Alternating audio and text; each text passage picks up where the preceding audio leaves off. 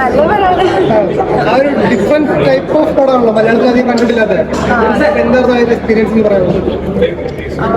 ഒരു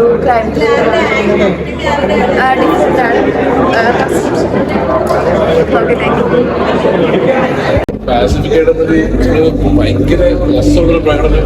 എല്ലാവരും അഭിലാഷായാലും ഷറഫിക്കായാലും സീക്വൻസ് ഒരു സൈക്കിൾ ത്രില്ലർ പോലെ ഫീൽ ചെയ്യുന്ന ഓരോ നിമിഷം ട്വിസ്റ്റ് ചെയ്ത് മാറി മാറിയിരുന്നു. എനിക്ക് ഏറ്റവും കൂടുതൽ തോന്നിയത് മേക്കിങ്ങും പെർഫോമൻസസുമാണ്. Still in that hangover everyone should watch this movie. Must watch മൂവിയാണ്. So you will not be disappointed. നല്ല മൂവി, എല്ലാവരും തിയേറ്ററിൽ വന്ന് കാണണം. ഫസ്റ്റ് നമുക്ക് വളരെ വേണ്ടപ്പെട്ട ആളാണ്. ഒരുമിച്ച് വർക്ക് ചെയ്തിട്ടുള്ളതാണ്. അദ്ദേഹത്തെ വേറെ സിനിമയിലും അഭിനയിച്ച് കണ്ടിട്ടുണ്ട്. നല്ല അഭിനയിച്ചിട്ടുണ്ട്. പിന്നെ നേരിലുണ്ടായിരുന്നു മൂവി. ഭയങ്കര എനിക്ക് ഭയങ്കര എക്സ്പെക്ടേഷൻ ഉണ്ടായിരുന്നു. അത് കറക്റ്റ് റീച്ച് ചെയ്ത ഒരു ഫീലാണ്. ഷൂട്ട് ചെയ്തിരിക്കുന്നത് ഭയങ്കര ഇൻട്രസ്റ്റിംഗ് ആയിട്ട് തോന്നി. 3 ക്യാരക്ടേഴ്സാണ്. അത് ഭയങ്കര രസമായിട്ട് ബോറടിപ്പിക്കാതെ വളരെ ഷറഫ് നന്നായി ചെയ്തു. എക്സ്പീരിയൻസ് ആയിരുന്നു. എല്ലാവരും കേരളത്തിൽ പോയി കാണും.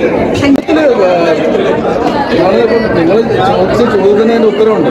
ഭയങ്കര നമ്മളെങ്ങ് പിടിച്ചിരുത്തും. ഒരു രീതിയിൽ നമുക്ക് അനങ്ങാൻ പറ്റില്ല. അതുപോലെ നമ്മൾ പിടിച്ചിരുത്തി അങ്ങ് വൻ പരിപാടിയായി. Okay, thank you. നല്ല സിനിമയായിരുന്നു, അടിപൊളി. ഭയങ്കര ഷോർട്ടായിരുന്നു, ഒരുപാട് ലെങ്ത് ഒന്നും ഇല്ലായിരുന്നു ഫിലിമിന്. പക്ഷെ ഭയങ്കര രസമായിരുന്നു. 3 പേരും ഗംഭീരമായിട്ട് അഭിനയിച്ചിട്ടുണ്ട്. അമല പോൾ ആണെങ്കിലും ഷർഫിയാണെങ്കിലും. പിന്നെ ഓൾ ദി ബെസ്റ്റ്. മ്യൂസിക് പാർട്ടാണല്ലോ, അടിപൊളിയായിരുന്നു.